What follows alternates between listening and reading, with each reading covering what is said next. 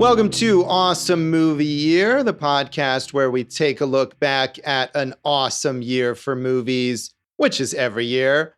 My name is Josh Bell, film critic and writer, and I am joined by my co-host. I'm Jason Harris, filmmaker, comedian, and Josh, I'll never forget your birthday. Oh, so considerate of you. And that is because in this season of Awesome Movie Year, we are talking about the films of 1984. And this episode is our first feature spotlight, looking at the debut feature from a notable filmmaker.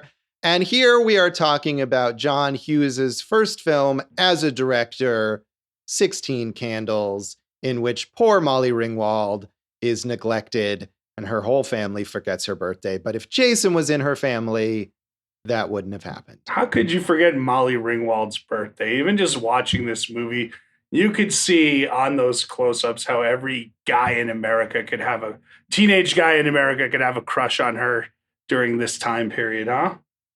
I agree. She's definitely the best part of this movie. She is, I think we just talked about in our last episode about Beverly Hills Cop and how big of a star Eddie Murphy, I mean, he already was, but kind of became even more so from this. And I think you can see here how this is a star-making role and performance from Molly Ringwald. She just is fantastic here. And of course, very beautiful. And I think you're right that it certainly launched many a teenage boy's crush on her at the time that it was released. Yeah, but Josh, I do have to take exception with one thing you said. I think Anthony Michael Hall is just as big a breakout star from this thing. He's really, really good in this film. Yeah, this certainly was a big breakout for him as well. And both of them, I mean, we'll get to this later, but this movie helped both of them go on to become, icons of teen movies in the 1980s. Absolutely. Yeah, and they're both attached to John Hughes throughout that iconic phase of their career. They are, yeah. I mean, the three of them collaborated very well over the course of the 80s going forward from this film. And in bigger hits, this movie, I mean, has become kind of a teen classic. And it was a decent, moderate size hit. It grossed $23.7 million on its budget of $6.5 million. So it wasn't necessarily like a massive phenomenon, but I think it permeated the culture over time, and it did lead to much bigger things for everyone, for John Hughes and for Molly Ringwald and for Anthony Michael Hall. And this is another one that I think we've talked about a lot, especially in our seasons on the 90s, where once home video was a thing and this movie came out on home video, I think so many teenagers were renting it, and that helped it kind of endure over time. I agree. And also, Josh, 1984, it's not like today. You could make a movie for $6.5 million, get 24-25 million back and be like, hey, that worked out pretty well, as opposed to like, oh, what? We didn't make $600 million? I'm a studio executive. This is how I talk.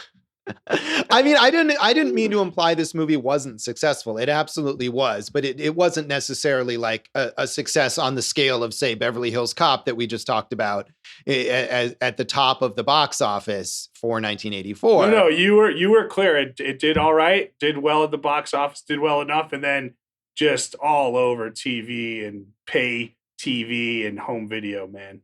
Right, and that certainly helped cement it as this major classic of the teen movie era. And critics were mostly positive about it, but kind of mixed. And I think, as often happens with movies about teenagers, a lot of the tone of these reviews is like, what is up with kids today? Which is always... I'll tell you, because I'm a studio exec. Right. So Roger Ebert said, "This is a fresh and cheerful movie with a goofy sense of humor and a good ear for how teenagers talk. It doesn't hate its characters or condescend to them, the way a lot of teenage movies do.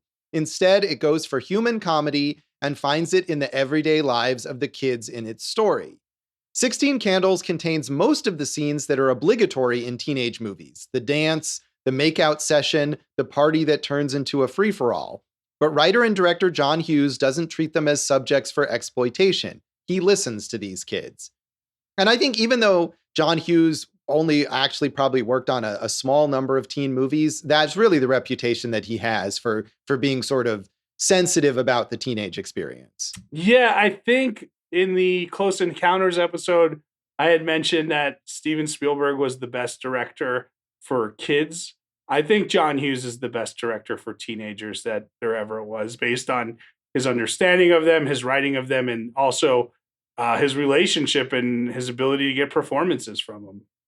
Yeah, I mean, we definitely want to give credit to him, along with Molly Ringwald and Anthony Michael Hall, that being able to get those performances, and especially Anthony Michael Hall was just starting out at this point, being able to get those performances out of them and show off their star quality was an important thing that John Hughes was able to do. And even just in the casting, talking about casting Anthony Michael Hall and seeing that all of these people who came in and played this stereotypical, like, nerdy, geeky type were wrong for it. And Anthony Michael Hall brought something different to the role, and that he was the right choice for it. That's all on John Hughes right there.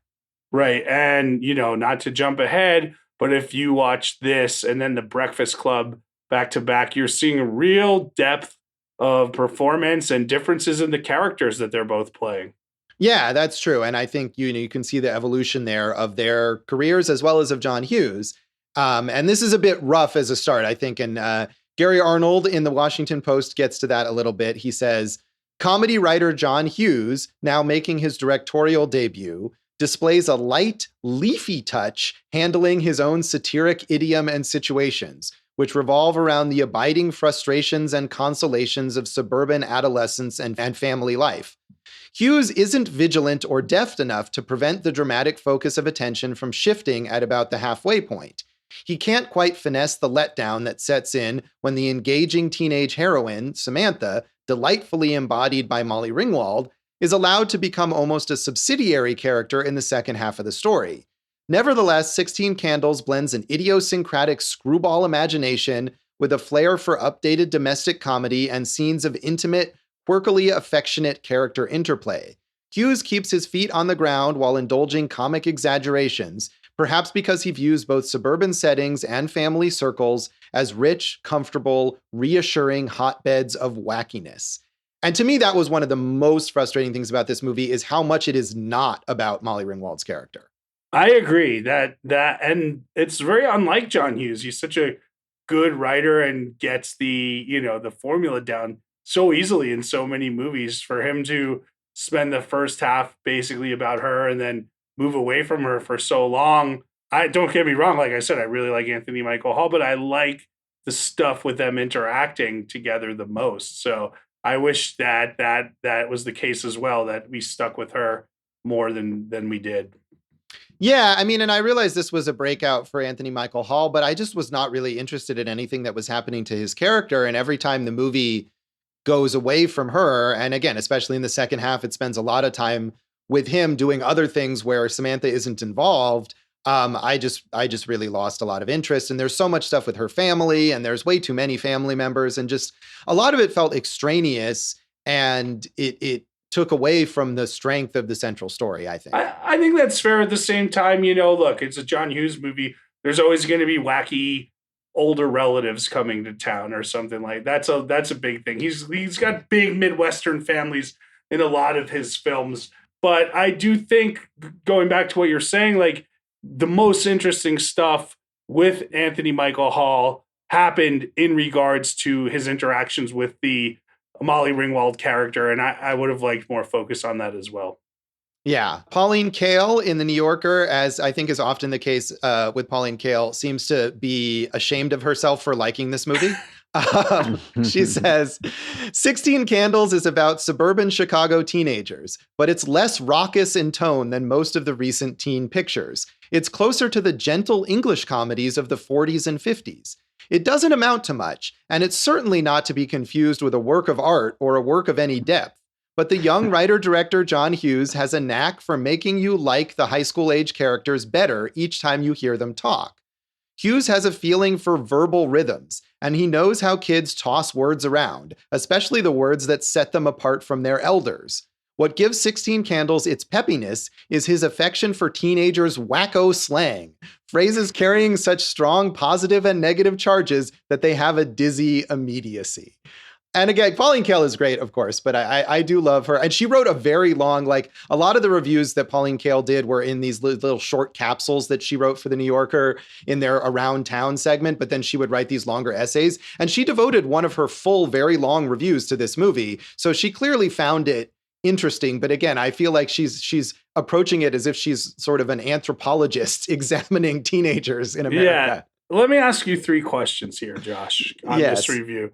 1, do you have any reference point to the British, I guess, were they teen comedies of the 40s and 50s? I don't know that genre.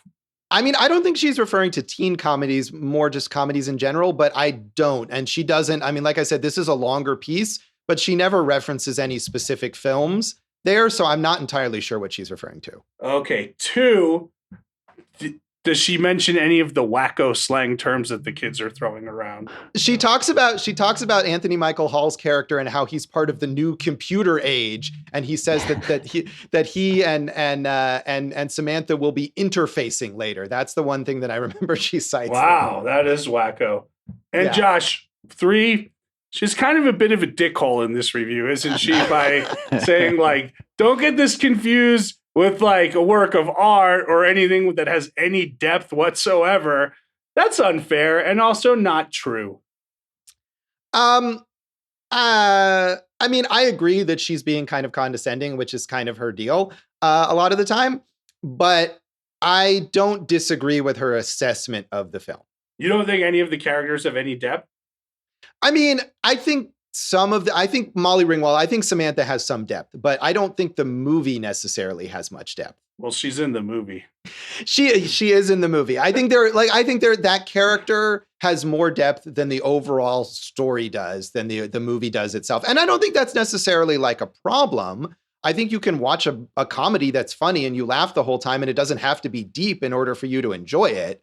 But I don't think that this is a movie that necessarily has a lot of stuff going on below the surface per se, as much as maybe other John Hughes films have. I mean, I will say, to sort of telegraph this, that I did not like this movie this time. So that was kind of part of my reaction there.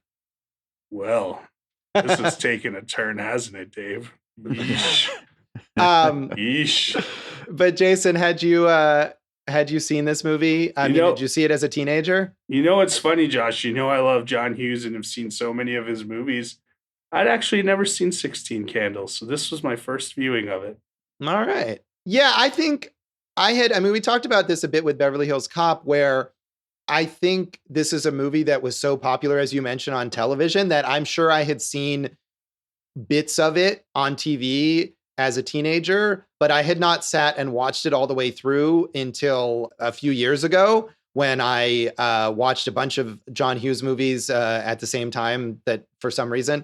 And I remember kind of liking it back then, but this time it just didn't work for me. And I don't like John Hughes nearly as much as you do, but I do like John Hughes, and I just didn't care for Which ones did you watch in your I mean, I think at the time I watched this, and I watched The Breakfast Club, and I watched Weird Science because I had maybe gotten some promotional box set and I had never seen any of them before. And so I watched them all I think it was probably a good 10 years ago at this point. But, I was still an adult. It wasn't when I was a teenager. And they were all movies that I think similarly I had seen bits and pieces of, but had never watched all the way through. And so I decided to watch them all at that time. And I mean, I think of those 3, The Breakfast Club is the best one, but I only revisited 16 Candles this time, of course.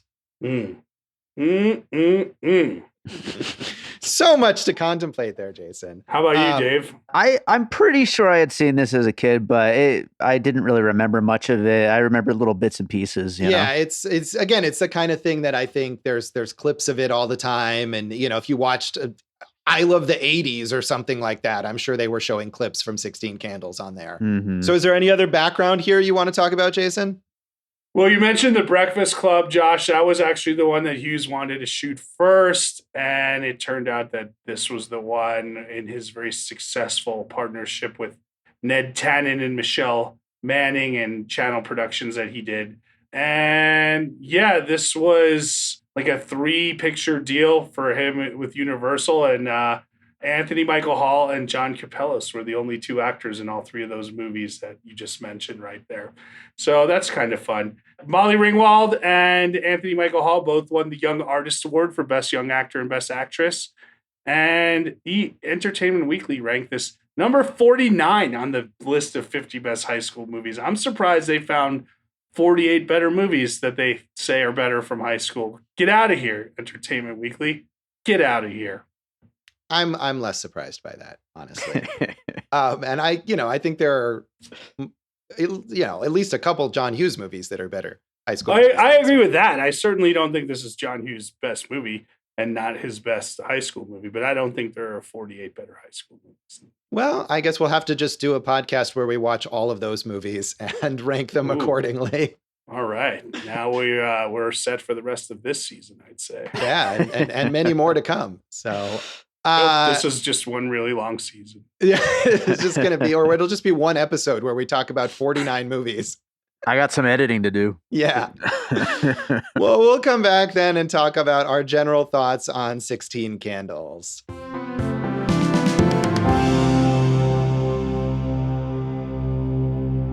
Welcome back to Awesome Movie Year. In this episode of our season on the films of 1984, we're taking a look at a notable debut from a major filmmaker, and that is John Hughes' 16 Candles, which was his first film as a director, but he'd written a couple of very successful movies before this. He wrote National Lampoon's Vacation and Mr. Mom, and was a writer for National Lampoon, so was already a pretty established success at this point. And Jason, as you mentioned, this was the first of a 3-picture deal that he made, so it wasn't like he was a nobody coming in to direct his first film. Yeah, I mean, he was a comet, wasn't he? The ascent that he took in the 80s and I guess through like the early 90s is just, I still say, unheard of in film. And the way he was able to shift kind of from those adult family movies to the teen movies to the more family-friendly movies,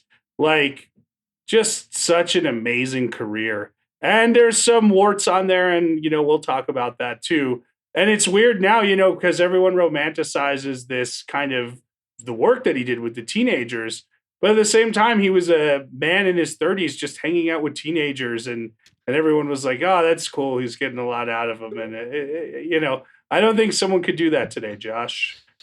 Yeah. And I think that you get to a good point here about people romanticizing the John Hughes teen movies. And I feel like sometimes the idea of those movies is more appealing than the movies themselves. And certainly that to me was the way with this film coming to it, that there are so many problematic elements that I think that overshadowed to me the good elements of this movie, but not only the sort of things that we cringe at now from a sort of social perspective, but the filmmaking in this movie, to me, is really rough and clumsy. The pacing is bad, and he telegraphs the jokes so heavily. Every joke has to have an associated sound effect, like this is some sort of Looney Tunes cartoon.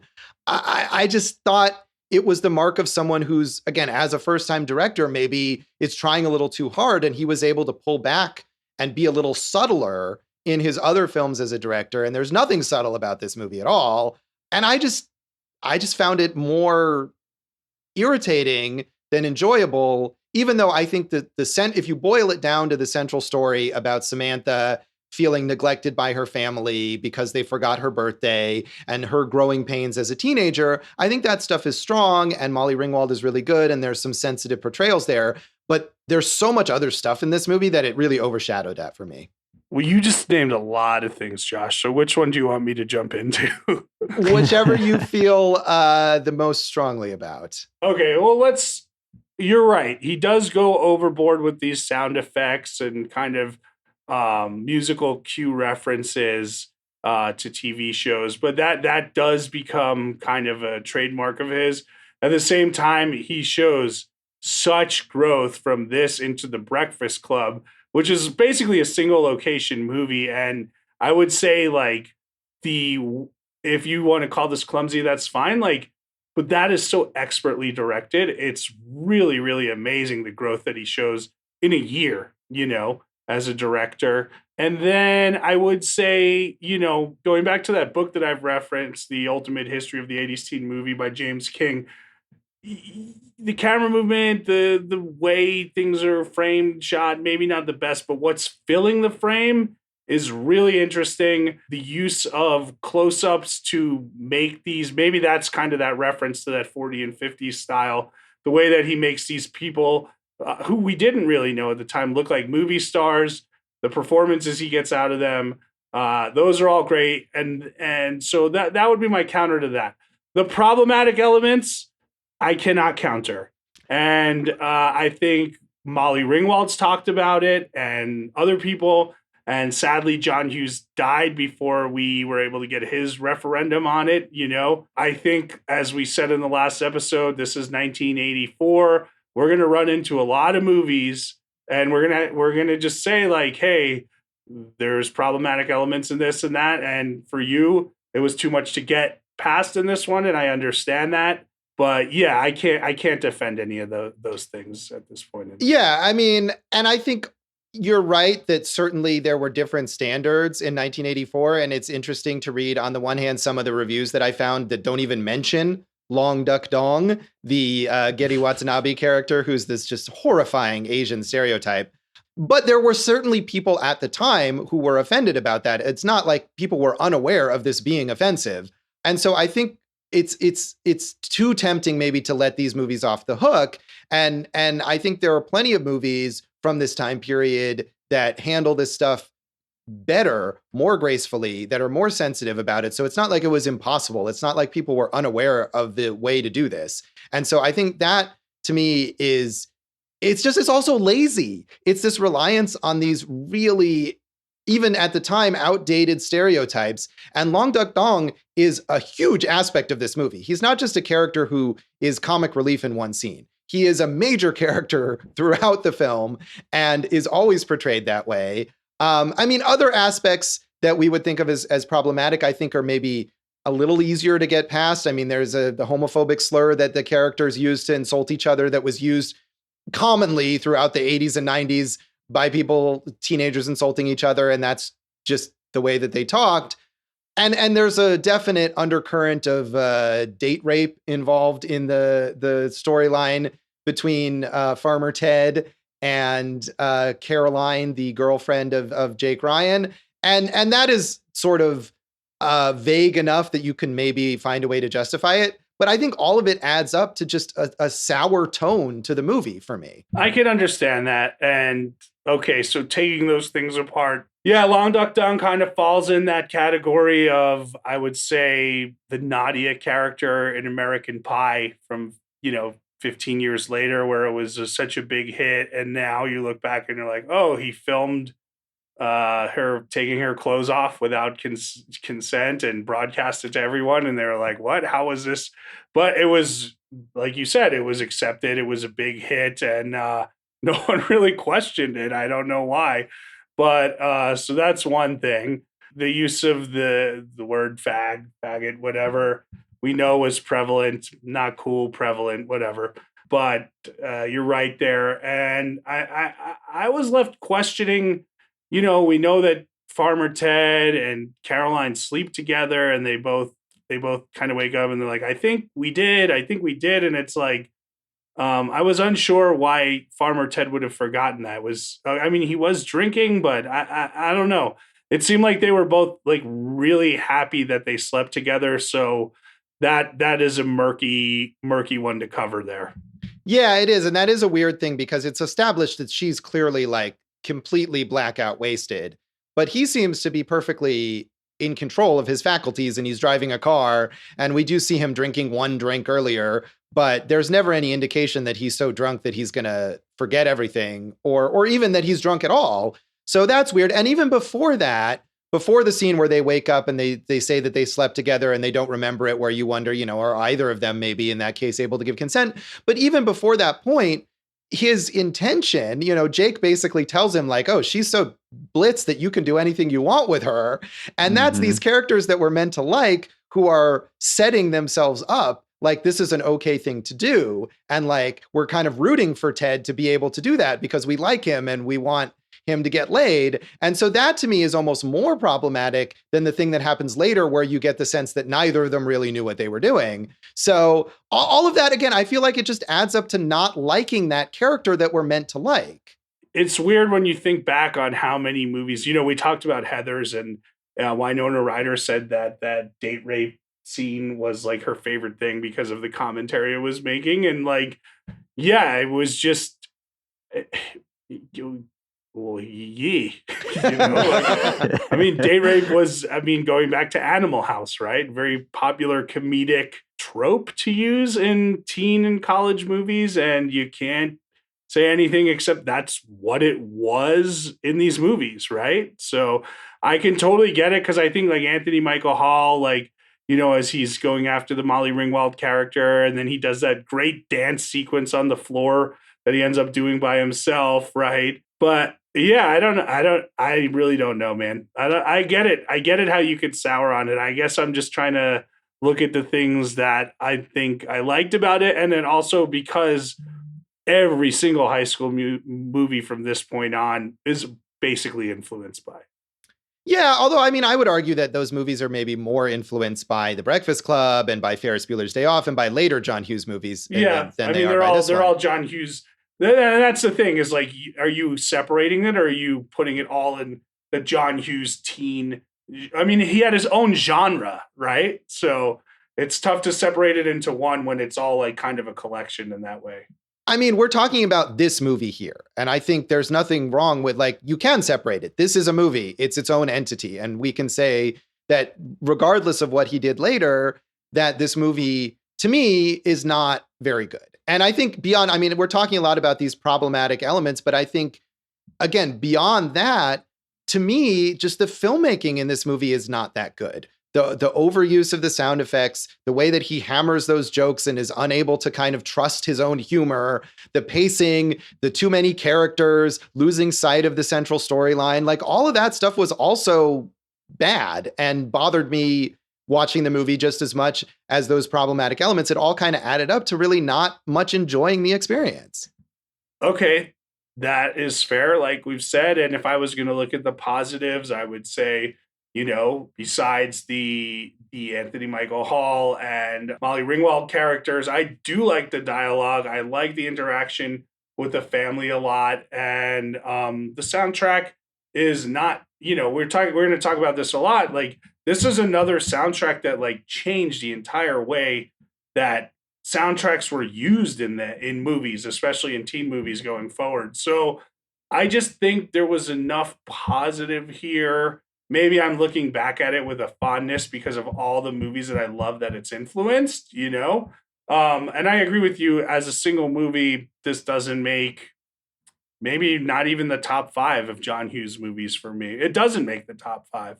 But yeah, I guess I just have such a fondness for him that I'm going to try to take the pro Hughes side of this one, even though your points are valid, Josh. Yeah, and again, I'm not anti-Hughes. I don't know if I would feel as positively about some of those other movies. It's been a while since I've seen any of them. If I went and watched The Breakfast Club now or Ferris Bueller, which I remember really liking and seeing a bunch of times as a kid, if I would still like those as much. But I feel like there's more. And, we did an episode on Christmas Vacation, which John Hughes wrote but did not direct. And I thought that movie was great. And so I feel like there are a lot of strengths to John Hughes's work, including some of the stuff that doesn't work here. Like you mentioned, the big family visits, and that's something that you get in those vacation movies. And I thought of Home Alone as I was watching this movie, because there's so much in that movie about the crazy family like packing into the house and too many people being in the house at once and having to sleep in different bedrooms. And again, another movie that John Hughes wrote but didn't direct. And I feel like even in Home Alone, which is as broad comedies get, the family stuff is funnier and more effectively integrated than it is here. So we have to talk about a few things there.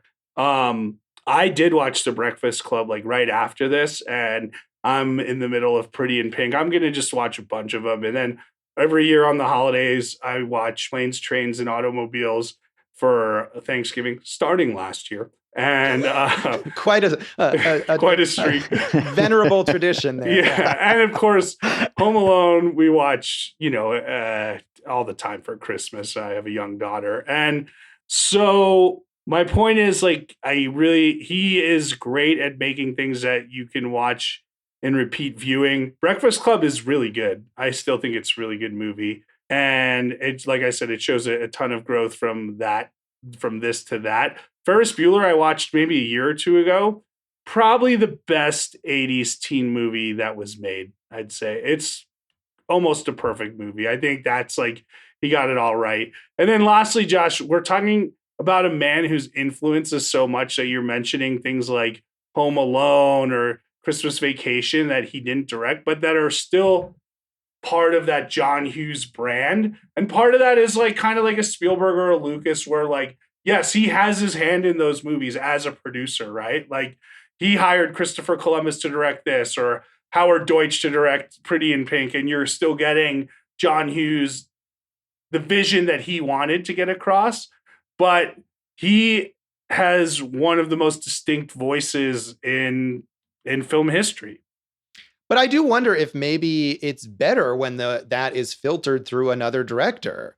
That's fair. That's a totally fair point. I think in some of the teen ones, it wouldn't have been. I don't think a director could have done Breakfast Club better, because you needed that emotional resonance that he clearly understood with his actors. And then Ferris Bueller, he just knocked out of the park, right? So, Planes, Trains, and Automobiles, I would equate. I mean, that's mostly to adults, but it has that fun tone of something like a Home Alone, even though that's a balls to the wall, different type of thing. So you make fair points, Josh, but I just think overall you got to look at this brand, and it's sad to me that he died when he did. He was 60, 61. He had a heart attack, and I would have liked to have seen what he would have done, since he has proven that he could change genres, and he didn't get a chance to be part of the streaming revolution, and also to see what he would have said about like some of these problematic elements that he created.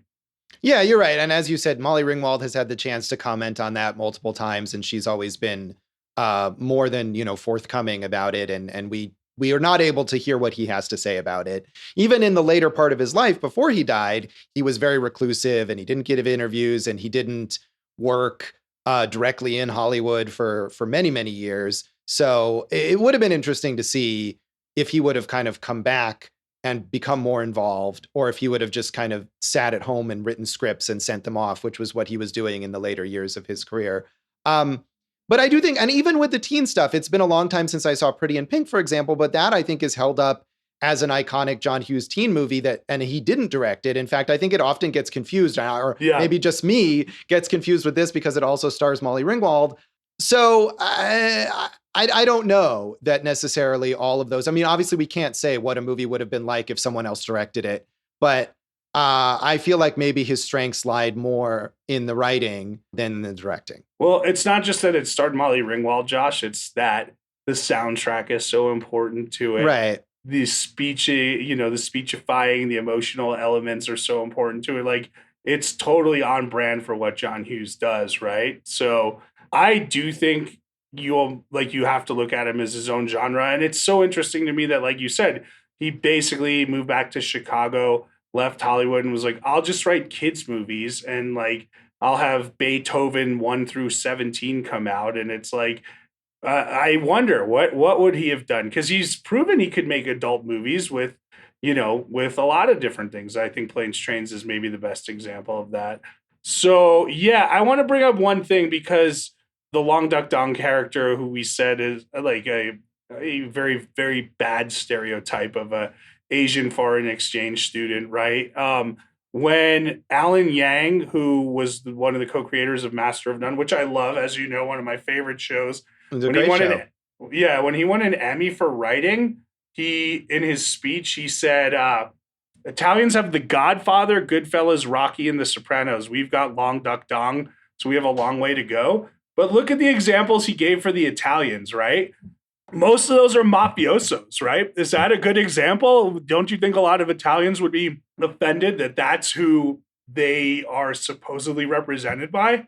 I mean, yes, those characters do rely on certain stereotypes of Italians as mafiosos, but I don't think that you could argue, and I hope you're not trying to argue, that Long Duck Dong is as layered and sophisticated a portrayal of an Asian character as the Godfather is of Italians. I'm not arguing that at all. I'm saying I don't think a lot of Italians would like to be considered, hey, the representation of me is as a crime boss who will just kill people if they screw with my money or my business, you know? No, that's true. As long as you guys are back on Long Duck Dong, I did want to mention one thing that, not to pile on the criticism of this movie, but it's not just his, awful stereotype character, but the way other characters interact with them, I thought was also bad. I had written down one line.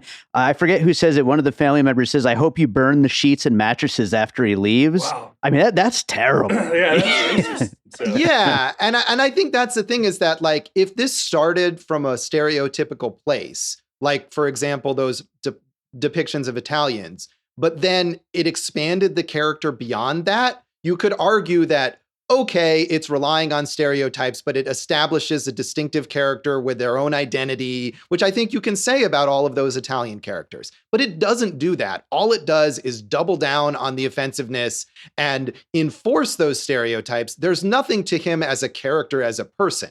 So, I mean, I think you're not wrong about the stereotypical ways that Italians can be portrayed in movies and have been portrayed in movies. And I'm sure Italians would agree that they would like a wider portrayal of their nationality, but to argue that this is the same or even but that's not what I was spectrum, arguing. I was just taking a quote and saying that I think a lot of ethnicities that are portrayed in ways should be able to hopefully get better representation. That's all I was saying. And that's absolutely true. That's absolutely true. This is certainly far from the only ethnic stereotype in films that should be handled better. We covered UHF, where we see Gedde Watanabe in another kind of stereotypical Asian character. And I mean, is that much better than this? I mean, I would say, yes, it is better because that character, as Dave was just pointing out, the way Long Duck Dong is treated in this movie is as if he's some sort of like hideous like creature or something, whereas there's a lot more affection for the character in UHF. But I definitely cringe, and I love UHF. I definitely cringe at some of that stuff in UHF as relying a little too much on stereotypes. And I think Weird Al would probably say that if he made UHF right now, he wouldn't portray that character in the same way. Yeah, I wonder, again, like Molly Ringwald's character says, like, he's been here for 5 minutes or 5 hours and he gets laid, or he's got a girlfriend and I'm like a disease. So it's like, it's funny that as negatively, or it's interesting that as negatively as that character is written and or portrayed, he has a better time than the main character does in this movie, Right. And his function there is just to kind of contrast that. And it's again, it's like, oh, this like horrible, like unappealing foreigner is getting laid and I'm not. And I think they could have used that in a way that didn't rely on the sort of othering and the disgust at him to still contrast him with the Molly Ringwald character. And I just think it just goes in the wrong direction at every possible turn. Yeah, we are not pro Donger here on Awesome Movie Year. But I also want to say, who also I'm not pro is the actor who played Jake Ryan, who I thought was, I give a lot of credit to John Hughes for the way he's able to work with teen actors. That was a Michael Schoeffling, I think is how it's pronounced. Not a good actor there, Josh. Looks like Matt Dillon doesn't have nearly the charisma or range of him. And I know Viggo Mortensen had auditioned, and that was who Molly Ringwald wanted to play the part. And that would have been much, much, much better. That would have been quite interesting. Perhaps he would have murdered Samantha at the end. Well, he was a teenage hunk back then. Yeah, no, that's true. That's true. But I agree with you. And I think it's not just that Michael Schoeffling is less charismatic than someone like Matt Dillon, which of course is true. But I think that character is really underwritten, that he's this object of romantic longing for Samantha, and we want them to get together. But I feel like we never really understand him as a person and why he doesn't want to be with Caroline. And he just kind of throws her aside in favor of Samantha. And I think there could have been more balance. And that's something where we spend so much time with Long Duck Dong and with Samantha's ridiculous family that we could have spent that time with Jake instead and gotten a better sense of who he was and had a more balanced romance to this movie. I personally don't think that is a weakness of it, because if, we're going to go with the Pauline Kael view of it, it's as simple as like, this dude is the coolest guy and the biggest hunk in high school. You and I both know that both men or boys and girls who were like the coolest and hottest could kind of do what they wanted in that regard of jumping from romance to romance in high school. Well, yeah, that's true. But the movie is trying to portray him as someone who's more sensitive than that. The idea here is that he's not just the hunky, most popular guy in school, that he has some soulfulness to him. And that's what drives him to want to be with Samantha instead of his popular, vapid girlfriend. And I just don't think we get enough sense of why that is or how that is. And, wanting her to be with him more than just because he's hot. And so I think that was a little lopsided there. And his kind of bland performance doesn't help. Sometimes if that's underwritten, but the actor brings something that you can sense a lot more beneath the surface, then it's okay. And he just doesn't really bring that. Yeah. That's fair. All fair, Josh. Like I said, we got a little Paul Dooley in there who we liked from Slapshot, and those scenes with the parents where they apologized to Molly Ringwald were not originally in the script, and both those actors, Dooley and who played the mother? Oh, I'm not sure the name of that actor now. Oh, well, if you want to look that up, go for it. They both fought for those scenes to say like, hey, we don't want to just be like, inconsiderate parent or like idiot parent, and like they gave him a little depth there. So that was good. The other big thing was just how essential the soundtrack is, and we get more of that going forward in the Hughes branded movies. Yeah, and I think those are two things that I will give credit to the movie for. And I think those actors were absolutely right. And especially the scene with the dad, which is a longer scene than the one with the mom, where he apologizes, is one of the nicest, most sensitive scenes in the movie, and really highlights Samantha as a character and the love that she has for her family, despite her frustrations with them. So those are good scenes. And I wish we had more of that kind of thing, and less of the grandparents being wacky and grabbing her breasts. And the soundtrack too is absolutely important, and we should give credit to John Hughes for sort of pioneering this approach and putting all of these pop songs and modern songs that teenagers would have listened to at the time, filling this movie with them and using the popularity of the soundtrack to fuel the popularity of the movie. That is absolutely a key element here that I think is well done. Yeah, the musical supervisor, Ira Newborn, has said like he was kind of shocked at how in touch Hughes was with the current music and what was popular with teenagers. But it's not just that he used it to fuel the popularity, but he used it efficiently to raise the emotional stakes of the movies. Yeah, the songs they come at the right moments and they are appropriate. I mean, I think as opposed to those sound effects, the songs come in and enhance that storytelling rather than distracting from it. Yeah. Yeah. Hey, what's interesting is, we covered Say Anything in '89, which is a better movie than this. But yes. It was fun to see, but you could totally tell the influence from this to that, and also see the growth of John Cusack, who has a little bit part in this one. That's true. Both Cusacks, Joan. She's so funny. Well. She's really funny in this. Just she makes the most of her screen time. Yes. And I think that's another character that people sometimes point out as problematic. And I feel like that's less offensive on the scale of offensiveness. Why is she problematic? I mean, that she's disabled and they're like making fun of her disability, but I think it's less about that and more, making fun of sort of the way that no one cares or accommodates her. Yeah, so. I didn't take that. I didn't get that they were making fun of the disability. So yeah, no, I mean, I agree. And I think that's a way that you can use that. You can find humor in that without just going to like the most offensive thing.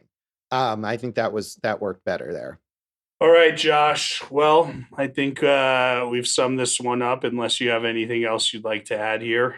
No. Do we want to rate this out of, 16 candles? That's too many candles. We can rate it out of Out of 5 candles? I don't know, or something else. How about instead of that, we do it out of 5 muscle relaxers on your wedding day, Josh. Oh, yeah, that's There you another go. bit that doesn't work. So, yes, out of 5, Jason, what do you want to give it? I give it 3 muscle relaxers, Josh.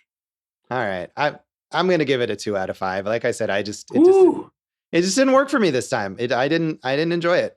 So, Dave, what did you think? I'm going with a 2.5, right between you guys. All right. All right. I think that's fair all the way through. Yeah. So we'll come back then in a moment and talk about the legacy of 16 Candles.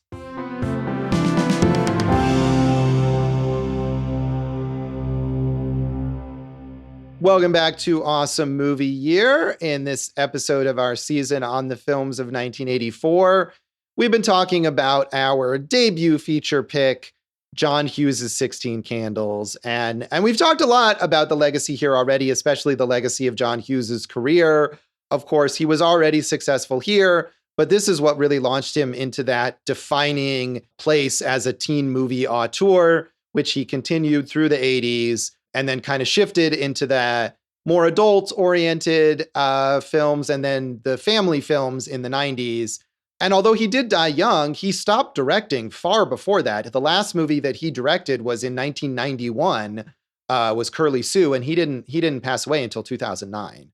Yeah, he was probably the most prolific writer and maybe had the best connect percentage of any Hollywood writer ever. You know, he was, like we said, a lot of the things he didn't direct was because he was so busy writing scripts and everything. And it's like he has this this kind of legendary aura around him because of that. But some of it is like weird. Like, the story of it is he was looking through headshots of actresses and he came upon Molly Ringwald's headshot and then he like hung it up above his desk and then wrote this whole movie for her without ever even meeting her, and I could see how like back in the day that'd be like, whoa, what a story. But now it's like, yeah, that is a little creepy. Although, as we're saying, I mean, he also had an eye. I mean, Anthony Michael Hall was someone he also picked out of, dozens over Jim Carrey. Oh, well, that's probably a good choice there. I think that was better, right, for the role. So, Jason, do you have we talked a lot about, do you have a favorite John Hughes movie or maybe even a favorite John Hughes written but not directed movie? I like a lot of these movies. And I think, you had said the teen movies lasted through the 80s, but they really didn't last through the 80s. They went from about 84 to 87, which was it, So right. And that tells you just how impactful it was. Of the teen ones, I like The Breakfast Club the best.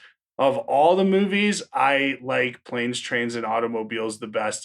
But I love Home Alone every Christmas. I love watching it. So yeah, I think Home Alone is the right kind of balance for those ridiculous family movies. And he wrote a lot of those that were not the right balance and that were way too broad and loud and annoying. But I think Home Alone actually kind of holds up. And I do love the vacation. I mean, we did a whole episode on Christmas Vacation, which I think is great. And the original Vacation is really entertaining as well, as far as movies that he wrote but did not direct. The final film that John Hughes wrote, do you know that one, Jason? Is it Drill Bit Taylor? It's Drill Bit Taylor. Yeah. So not exactly. Again, he was making, at this point, it was like Beethoven. He was using pseudonyms and like Beethoven 18 was out or something like that. Right. Too, right. So, yeah. I mean that's where he went. He went into the full on family mode, and he was incredibly successful with it. So that he was. So, Dave, what about you? Actually, you know what? We didn't mention Ferris Bueller. We did before, but not as one of our favorites here. Ferris Bueller is great. It's an awesome movie. So I agree, and I haven't seen it in a long time, but I certainly remember that being the one that I loved the most, as a teenager. I think Home Alone's always been a favorite of mine, and then like as far as those teen ones, probably The Breakfast Club as well. I mean, I think everybody would probably agree with that. Yeah, and I think that's one that maybe has held up better than 16 Candles has. But this did also, as we mentioned, it launched really the big teen icon careers for Molly Ringwald and Anthony Michael Hall. It helped that then they were both also in The Breakfast Club. And both of them, I think, are still probably most strongly associated with the work that they did as teenagers, although they both continue to act regularly. Molly Ringwald kind of transitioned into playing a lot of moms. She plays Archie's mom on Riverdale currently. So, another, basically the modern maybe equivalent of what John Hughes was doing in a way. I mean, it's the popular teen thing. Yeah. And I think it's funny that Anthony Michael Hall in his later career often ends up playing tough guys and kind of enforcer types almost. And, started out as playing this wispy geek. And that was what he was known for. He's good, man. Anthony Michael Hall, I don't think gets the credit he deserves as an actor a lot of the time. But like I said, even going from this to The Breakfast Club, you see a real, transformation. Also, Anthony Michael Hall, one of the worst stints on Saturday Night Live ever. The season he, Joan Cusack, and Robert Downey Jr. were on one season, right? So Molly Ringwald has said, over time that they had so many offers and opportunities to make a sequel to the movie, and she wanted to eventually when a script called 32 Candles came her way, which was about these characters 16 years later, but she wouldn't have done it without John Hughes. And we should mention that, Illinois, man. Nobody put Illinois on the map more than John Hughes, right?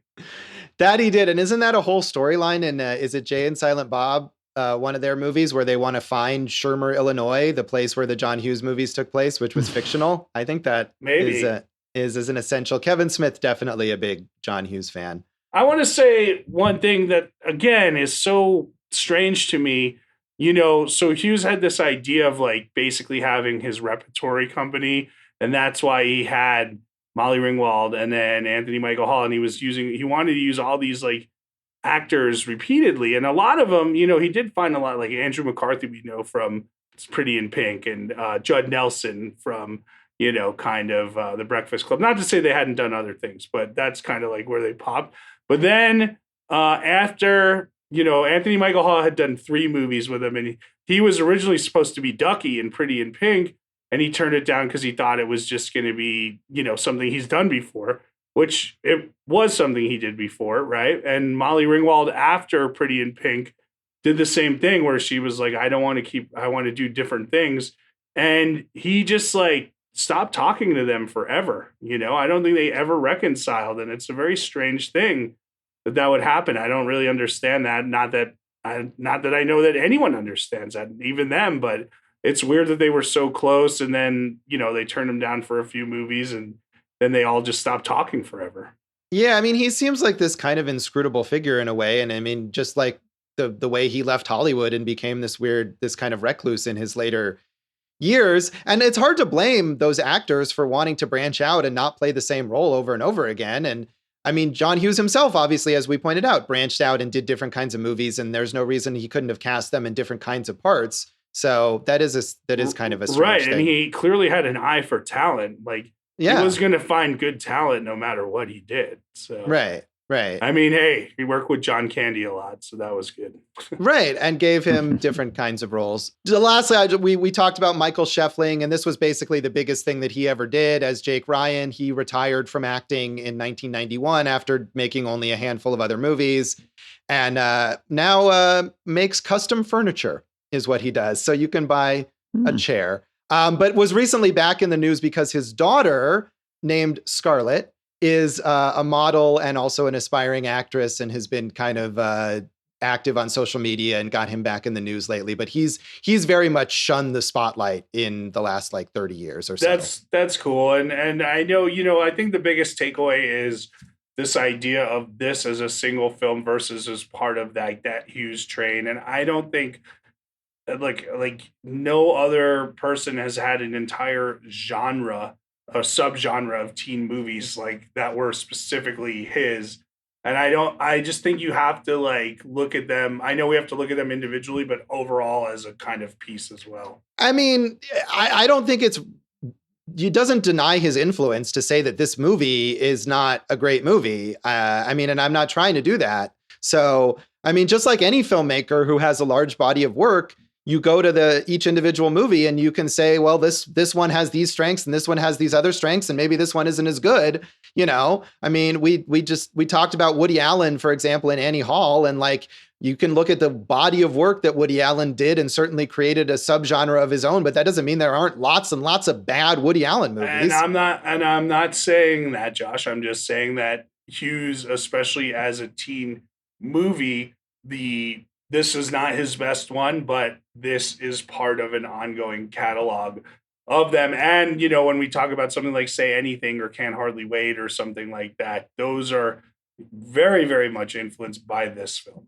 Yeah, this is certainly part of his influence. I think maybe his other stuff is more important there, but I'm not trying to discount the influence of this film. It certainly is there. Superbad too. There you go. All of that stuff definitely it plays in. It's a sort of spectrum or a continuum of these influences that come through, and then they evolve and people add elements, but John Hughes is still an essential aspect of what people look at when they make teen movies now. That's true. Yeah, when I had this like hot minute in Hollywood, Josh, and people were like liking a lot of the stuff I was writing, they were always saying, we like the heart comes through. It's got this John Hughes feel to it. And I was like, that would be good. That would be nice if I could. Yeah, that's what I'm going for. So right, yeah, Jason Harris, the next John Hughes. It could still happen. I don't think it's happening, but it's a nice compliment to get when someone says that about your movie anyway. So. Of course it is. So that is 16 Candles, and that is this episode of Awesome Movie Year. You can follow us on social media. You can follow us on social media. I'm Jason Harris Comedy on Facebook and Instagram. Jay Harris Comedy on Twitter. Go for jason.com. Not so great. We're at awesomemovieyear.com. Awesome Movie Year on Facebook and Instagram. Awesome Movie Pod on Twitter. Don't forget spacejam.com. Do forget spacejam.com. But you can find me at joshbellhateseverything.com, at joshbellhateseverything on Facebook, and at Signal Bleed on Twitter. And you can listen to our producer David Rosen's awesome podcast, Piecing It Together. Check out Piecing It Together wherever you listen to podcasts, and follow us on social media at Piecing Pod. And don't forget to join our Facebook group, Popcorn and Puzzle Pieces.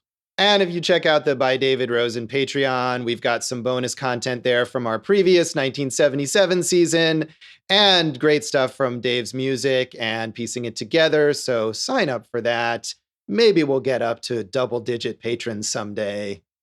Probably 16. Not. 16. All right. Yes. It's a good goal. That's a good goal. One for each candle. So, Jason, what do we have on our next episode? Josh, you might not have liked this movie that we talked about today, but apparently nobody in the world liked the movie we're covering in the next episode. It's our box office flop, Streets of Fire. And I think actually a lot of people do like that movie, although maybe they didn't at the time. So tune in next time for Streets of Fire, and thanks for listening to Awesome Movie Year. Thank you for listening to Awesome Movie Year. Make sure to follow Awesome Movie Year on Facebook, at Awesome Movie Pod on Twitter, and at Awesome Movie Year on Instagram. And if you like the show, review us and rate us with 5 stars on Apple Podcasts.